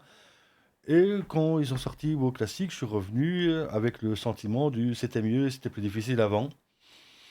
Non. Très clairement, non, c'était plus casse-couille avant, ça oui, parce que tout était beaucoup plus lent. Au final, les boss n'étaient pas plus fouillés, plus faciles, plus difficiles avant que maintenant, bien, c'est bien, même bien le contraire. C'est juste qu'avant, ça venait juste de sortir et qu'on n'avait pas de guide pour savoir Comment on comment les fait? faire tomber. Et que forcément, quand on était la première ou la deuxième guilde européenne à faire tomber un boss, on était tout fou parce que c'était difficile. On n'avait juste pas les instructions pour le faire. Dans vos classiques, quand ils ont ressorti Vanilla, parce que j'ai arrêté, je suis pas allé plus loin, et qu'ils ont fait Molten Core, eh bien, les boss sont tombés en une soirée ou presque. Donc pourquoi? Et avec des gens qui étaient pas équipés, voire certains qui étaient même pas niveau 60. Pourquoi? Parce que on avait le mode d'emploi, on savait très bien, ça Ouais, faisait c'est des années qu'on savait comment des ça strates fonctionnait, épurées, donc, et forcément, on a roulé dessus. Pareil pour Black Wingler. Black Wingler, qui est une des instances qui nous a fait péter un câble, en particulier avec le deuxième boss, qui était capable de faire disband des guildes, tellement il rendait les gens fous avec son côté aléatoire. Ça a été tombé en un rien de temps. Parce que, à nouveau, bah, tout le monde avait le mode d'emploi et savait très bien comment ça fonctionnait. Et ça, c'est le côté un peu décevant de tous ces remasters ou tous ces remakes qui reviennent. C'est que le côté nostalgie, en fait, nous fait dire souvent que c'était mieux Mm. avant, et très souvent, en fait, non, quand on essaye d'y revenir un tout petit peu, c'est pas forcément le cas. Après, pour World of Warcraft, ce que c'est devenu maintenant ne me convient plus. Mais là aussi, c'est un sentiment personnel. Je n'ai plus le temps à investir dans du farming intensif, parce que la vie fait que je peux pas me permettre de glandouiller comme ça pendant des heures à jouer à un jeu vidéo. Enfin, je dis ça, mais je suis capable de tout plier sur Diablo 3 et Diablo 4, mais Voilà. pendant un moment. Mais j'ai quand même une vie de famille, j'ai quand même un job. Maintenant, je m'amuse à tourner des podcasts. Enfin bref, j'ai une vie bien remplie. Et donc, un MMO, non, je pense que là, j'aurais pas le temps de me relancer. Et même si j'ai essayé de me relancer dans plein d'autres qui sont apparus, ben, systématiquement, en fait, je finis par abandonner très très vite parce que j'ai pas le temps et que ça finit par me frustrer parce que les gens avec qui je joue sont bien plus évolués que moi, plus vite, et c'est normal, ils ont plus de temps de jeu, Mm. et je reste souvent sur le carreau, et au final, si je joue à un MMO, j'ai pas pour y jouer tout seul. Bah, moi, ce que je fais souvent maintenant, principalement, c'est refaire juste les histoires Mhm. de MMO parce que je les adore. Mais je veux plus, justement, bah aussi, j'ai pas le temps. Aller faire 3 soirs semaine, donc du contenu haut niveau où il faut être ultra concentré alors que bah, t'as passé une journée de boulot. Non, j'ai plus envie, où il faut même presque une ambiance militaire. Moi, j'ai eu ça sur Age of Conan, donc. Moi, je l'ai vécu sur WoW, hein, je veux Ouais. dire, une des grosses guildes auxquelles j'ai fait partie, qui a fini par fusionner avec les Millennium, c'était 6 soirs de raid par semaine, dont 5 obligatoires, et avec des compos optis, ce qui fait que quelquefois, mon soir de raid, c'était juste être devant l'instance, attendre qu'ils aient fini de tomber le boss, ou s'il tombait, voire je restais là, je plantais, je ne jouais pas. Donc, Bah ouais. et c'est précisément le genre de choses que déjà j'ai pas envie de me permettre, puisque mon temps de jeu étant limité, j'ai envie de pouvoir m'amuser pendant mon temps de jeu. Et si mon temps de jeu signifie rester planté devant une instance de raid et ne rien faire d'autre, ben, ça m'intéresse pas. Ah, c'est clair. Mais bon, là, bah, déjà, sur la fin avec Geoff Conan, on avait du mal à trouver 24 personnes pour raider ensemble, parce que c'est vraiment que des raids à 24. Et puis, bon, bah, c'était tellement précis que, à la fin, non. Et puis, les gens se disputent pour des loots. J'ai plus envie de ce genre d'ambiance. Donc, Non, moi non plus. Ben, c'est pour ça qu'un Diablo me convient bien, en voilà. fait, où bah, déjà au final c'est chacun ses loots. Et, ce qu'ils ont mis en place dans Diablo 3, ils le gardent quand même visiblement dans Diablo 4, c'est-à-dire que il n'y aura pas le moyen de piquer les loots des autres, c'est chacun les siens. Même s'ils vont mettre en place un système de commerce et d'échange avec son propre groupe. Mais pour le reste, voilà. Après, le côté parangon fait que bah, tôt ou tard, celui qui jouera le plus longtemps évoluera Ouais. plus. Mais ça n'empêche pas, moi je l'ai vécu dans le clan que j'avais dans Diablo 3, où certains qui jouaient beaucoup plus, en fait, avaient des persos pour qu'on jouait tous en groupe, et ils évoluaient en solo avec un autre personnage. Rien n'empêche de faire ça, à partir du moment où tout le monde est d'accord pour le faire. J'ai eu des quiproquos par exemple avec un gars qui estimait que notre job, nous qui jouions plus que lui, c'était de faire du power leveling. Et c'est moins bien passé, tu vois. Parce qu'il estimait qu'on était dans l'obligation de l'aider à évoluer, alors qu'on était toujours en train de faire évoluer notre personnage, et que, ben, pareil que lui, j'ai pas beaucoup plus de temps que lui. J'avais une demi-heure de plus de temps de jeu de plus que lui par jour. Bah oui, mais. Une demi-heure, bah oui, on avait évolué en groupe et lui, il avait évolué tout seul, ce qui fait que il nous a fait des crises assez monstrueuses au niveau du clan. Et ça, ça n'a pas bien terminé. Et ça, c'est vraiment quelque chose que j'ai plus envie d'avoir. J'ai besoin, peut-être que c'est parce que je deviens vieux, mais j'ai besoin que pour moi, le jeu vidéo soit synonyme de plaisir et pas d'obligation. Bah, c'est ça. C'est exactement ça. Et c'est pour des raisons que j'ai arrêté de jouer pendant très longtemps. Pendant 3-4 ans, j'ai plus joué. Ou alors je jouais dans mon coin tout seul. Je ne groupe plus. Même encore maintenant. Maintenant, avec le stream, je réinvite des gens à jouer en groupe. Mais tu me verras jamais dans un groupe pick-up. Non, moi non plus, Mm. mais j'ai jamais aimé Mm. le pick-up. C'est quelque chose qui m'a toujours énervé. Et aussi loin que ça puisse remonter dans les Mm. MMO, même à World of Warcraft, où j'ai toujours joué en fait ou soigneur ou tank, à part sur la fin de Burning Crusade où j'ai joué chasseur parce que j'en avais marre de jouer les deux.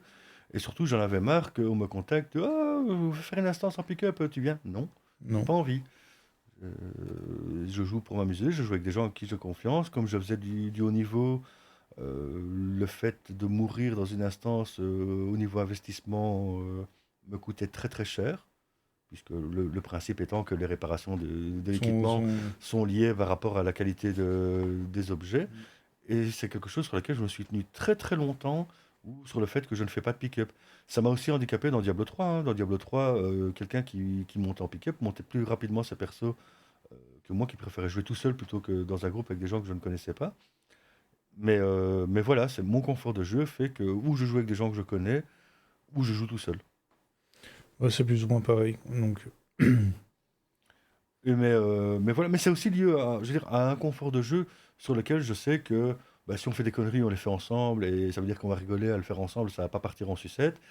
Ou on joue sérieusement et on peut faire confiance par rapport aux choses qu'on peut faire.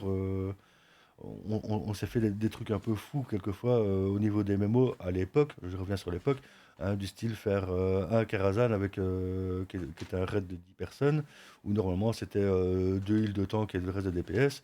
On faisait un heal, un tank et tout le reste de DPS, et ça passait très très bien aussi. ouais, parce que Mais pourquoi? Parce qu'on avait déjà le matos pour le faire, vous avez l'habitude de et on jouer avait l'habitude ensemble. de jouer ensemble, et on savait Mm. très bien la manière dont les autres jouaient. Mm. Donc, et là c'était agréable, et c'était se lancer des micro-challenges en dehors des récompenses qui étaient prévues dans le jeu. C'était juste pour s'amuser. Et ça pouvait passer. Et là, si on mourait, c'était pas grave non plus. On savait très bien qu'on partait en faisant une connerie, et tant pis si on était en train de faire une connerie. De la même manière qu'on s'est fait des instances qui étaient prévues pour 15 personnes à 3 paladins. On a mis une journée complète pour la faire. Parce qu'il faut revenir sur Vanilla, Mm. faire UBRS à 3 paladins, c'était lent. Mm. Parce qu'en temps, c'était pas terrible, c'était un très bon soigneur, et en DPS, c'était un côté un peu moule qui n'avançait pas beaucoup. Mais on a beaucoup rigolé à le faire. Alors, c'était complètement con, ça n'a servi à rien, si ce n'est à nous amuser, à se dire, Ouais, c'est on ça. a fait UBRS à 3 paloufs. Ouais, mais c'est comme ça qu'il faut voir l'optique des jeux vidéo aussi. C'est pas. C'est l'amusement en premier, de passer du bon temps avec ses copains, et pas plus viser l'excellence et être le premier. Enfin, parce que la première guilde francophone, à un moment sur Age of Conan, a voulu me recruter.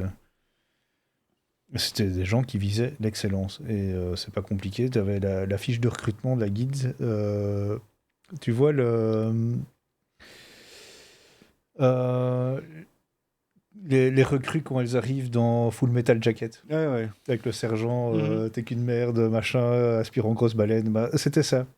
T'avais la vidéo. Donc et l'ambiance était militaire. Mhm.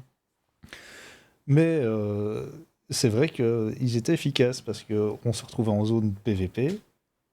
On était 15 ploucs, eux ils étaient 5. Et les 5 démontaient les 15 en 2-3 mouvements. Et je disais aux gens, non, il faut faire comme ça. Là, il y a un assassin qui surveille, qui est en fufu derrière le moine. Arrête de foncer dans, dans le moine, quoi. Ouais, non. Ouais, les gens n'écoutaient pas, mais tandis qu'eux, ils étaient tous en vocal. Ils étaient tous, voilà. Et le moine, en fait, dirigeait tout le monde. Et il démontait tout le monde. Mais moi, tu vois, c'est quelque chose Mhm. que je vais pas reprocher, Mhm. le côté élitiste, bah, que ce soit sur World of Warcraft, chez Patres Nostri ou chez Seed Mhm. après, où ça m'a plu sur le coup, j'ai pas craché dessus, j'en faisais partie à 100%, Mhm. j'étais en plein dedans et je m'amusais comme ça. C'est juste que c'est un besoin que j'avais il y a 10 ans, Mhm. c'est quelque chose que je ne veux plus faire maintenant.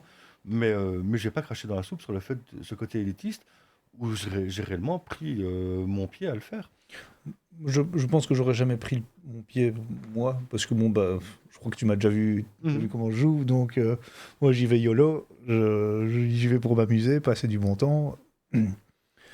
Et voilà, voilà, je sais que je vais mourir, bah, je fonce quand même dans le tas parce que voilà, là sur un malentendu ça peut passer. Et puis, mais voilà, c'est mon optique de jeu à moi, c'était pas la leur. Pourtant j'adorais jouer avec eux, donc je faisais des duels, ils m'ont invité à aller dans des donjons avec eux, et bon, c'est vrai que bah, moi je fermais un peu ma gueule, j'étais là dans le coin, je suivais, et voilà, mais on rigolait bien.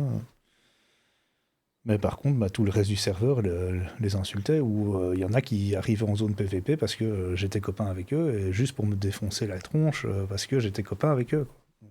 Ben, ça, par contre, c'est autre chose que j'ai Mm. vécu en faisant ces raids au niveau. Comme on était souvent les premiers à tomber les instances de raid, on avait le matos qui allait avec. Et il y avait deux types de réactions à ça. La première, on se faisait inviter partout pour qu'on aille faire des instances pick-up et c'était super pénible. La deuxième, c'était arrête de faire ton kikou avec ton matos. Ouais, ouais, c'est On ça. sait que t'es un Mm. no-life, que t'as pas, que t'es chômeur, ce qui n'était pas le cas du tout, puisque je travaillais aussi. Mais voilà, et on en prenait plein la gueule, ce qui nous valait le fait d'avoir une guilde reroll, qui d'ailleurs a fini troisième guilde PVE du serveur, hein, puisqu'on était la première, il y avait nos concurrents qui on s'entendait moyennement, mais qui étaient très très bons aussi, qui s'appelait Epsilon à l'époque, qui était la deuxième, et puis on avait notre guilde reroll que personne ne connaissait, où on faisait des raids reroll pour passer le temps le dimanche après-midi, et pour finir, on connaissait tellement bien les instances que même avec nos Ouais. rerolls, on finissait par... alors, on n'égalait pas la guilde première, puisque on n'était déjà pas qu'une seule guilde, on était plusieurs membres de plusieurs guildes en mode reroll, mais on s'amusait, mais on était obligé de faire ça, mais justement pour éviter les invitations sauvages, ou les insultes qui étaient vraiment, vraiment pénibles, avec des préjugés dignes Ouais. de France 2 et leur Meporg. Ah, mais c'est ça, oui. Mais donc voilà, après, bon, on peut le voir un petit peu avec ce qu'il y a derrière moi, au niveau fan de jeux vidéo, bah, il suffit de voir que j'ai deux Xbox. Alors, on la voit pas trop, mais ici, non, de l'autre côté, ici au-dessus, j'ai la Nintendo Switch qui est là. Bah ouais, du matos, j'en ai. Si on vient chez moi, bah, j'ai encore une Xbox Series X et une PlayStation 5, la PS4 qui me sert de support pour la PS5, parce que mon meuble n'est pas assez grand pour les deux consoles gigantesques que j'ai. J'ai un PC gamer, je reste un fan de jeux vidéo quoi qu'il arrive. J'y joue juste différemment maintenant et probablement moins par manque de temps, mais voilà. Ouais, non, ça, le jeu vidéo, c'est pas une question d'âge, hein. Je suis né avec, j'ai eu quand même ma première console de jeu, contrairement à toi, j'avais 5 ans, donc il y a Ouais. 41 ans.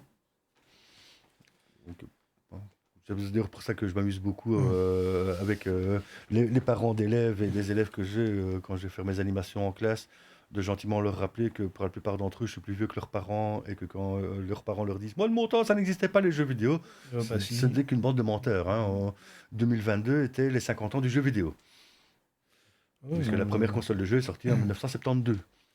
oui, bah, je jouais de temps en temps sur les Amiga des copains.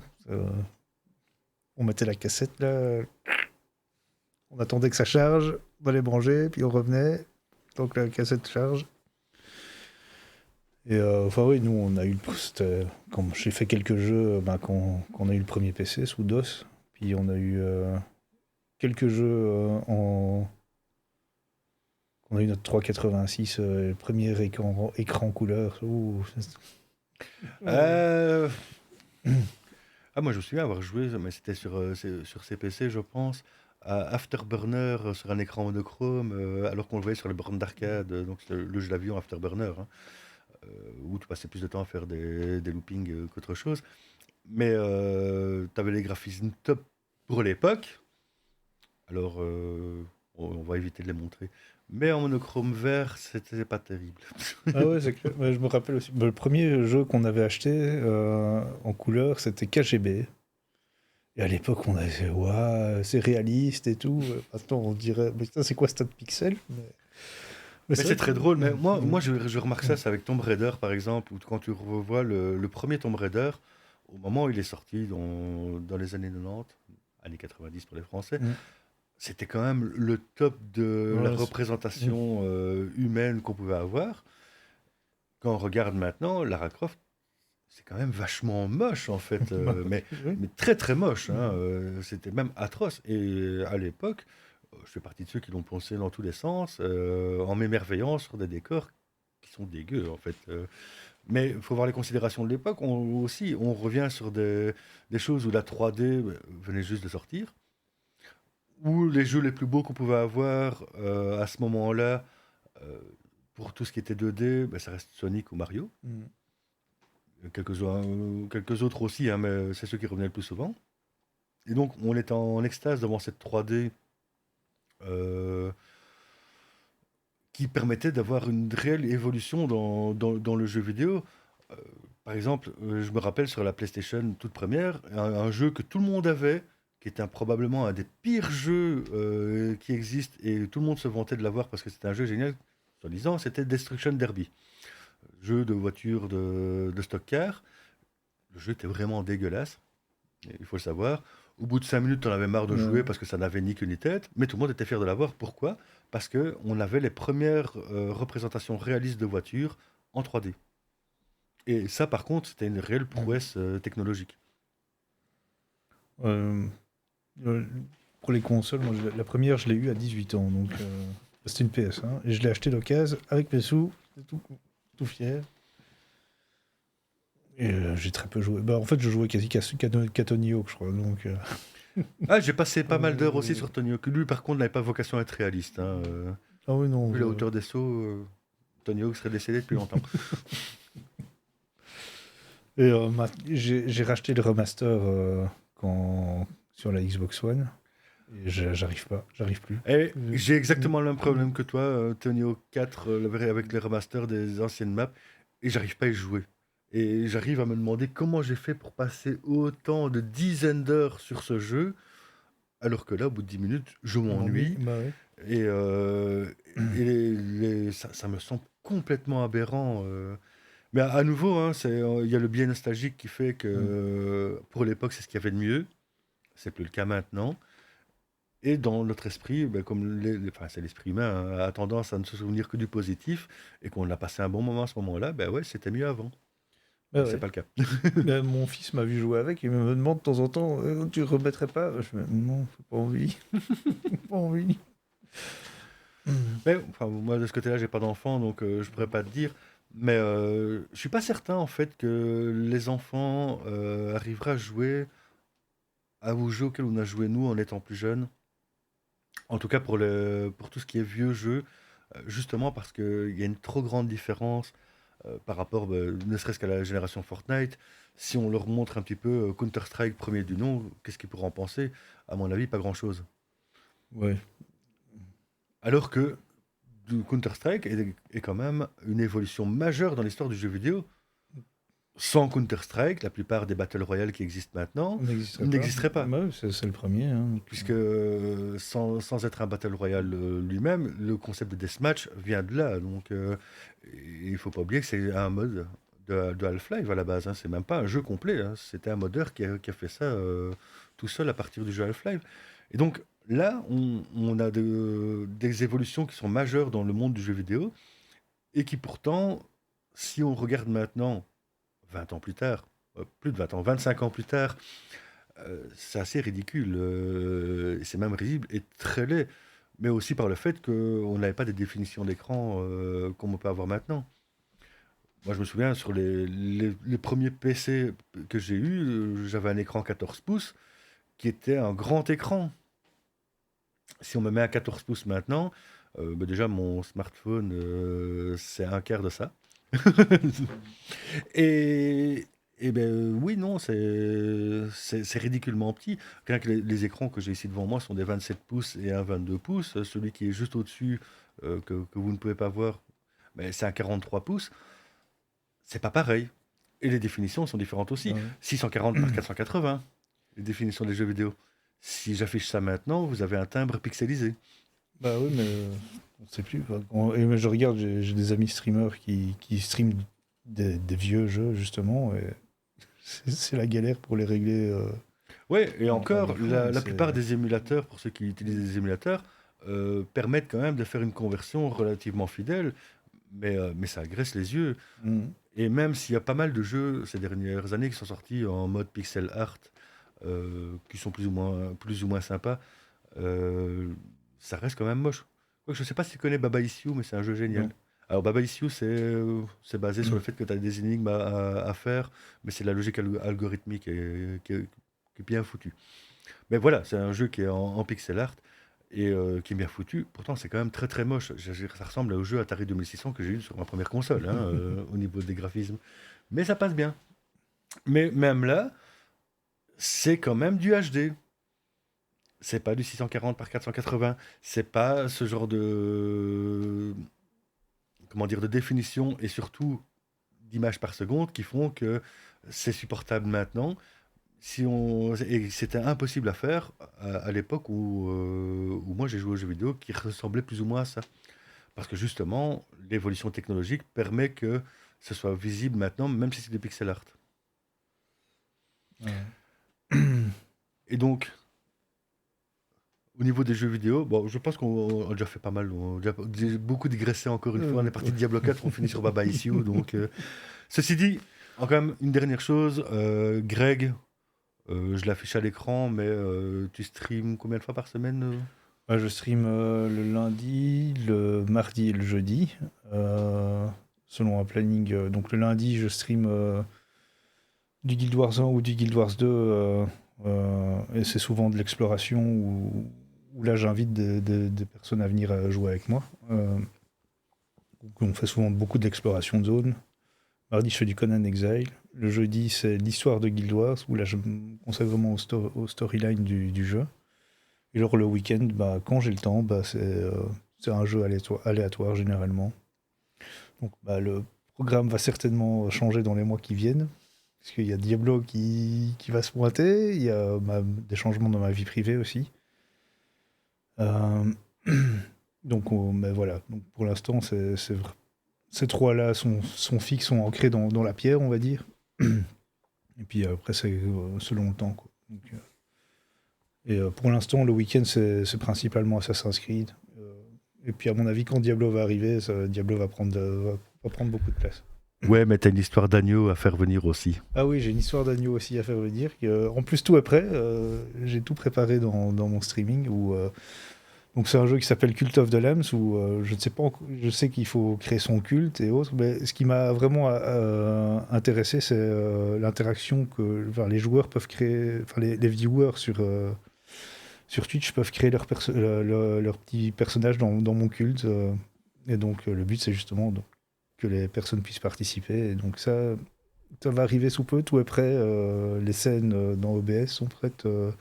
Les points de chaîne sont prêts aussi pour faire monter un totem. Et voilà. Donc, ça va arriver très vite aussi, je pense. Un week-end ou un vendredi soir. C'est plus un moment où les gens peuvent venir se poser tranquille et passer un bon moment, parce que ça va être plus ça. Voilà, on papote, on joue en même temps, et on crée. On raconte beaucoup de bêtises. Voilà. On fait chanter Greg. Voilà, on fait chanter Greg, on lui fait mettre des chapeaux. On te fait raconter des histoires. Aussi, voilà. Eh bien, je pense qu'on est bien pour notre second épisode. Alors, c'est un peu plus décousu que le premier, moins construit, quoique... Je sais pas ce que tu en penses. Moi, j'ai beaucoup aimé la manière dont on a fait ça aujourd'hui. Un peu plus posé. Et oui, c'est moins chapitré. Au final, de toute façon, j'aime pas ce qui est chapitré, j'aime pas ce qui est arbitraire. Donc, digresser, ça me va très bien. Merci Greg. Ouais, merci Laurent. Et à bientôt. À bientôt.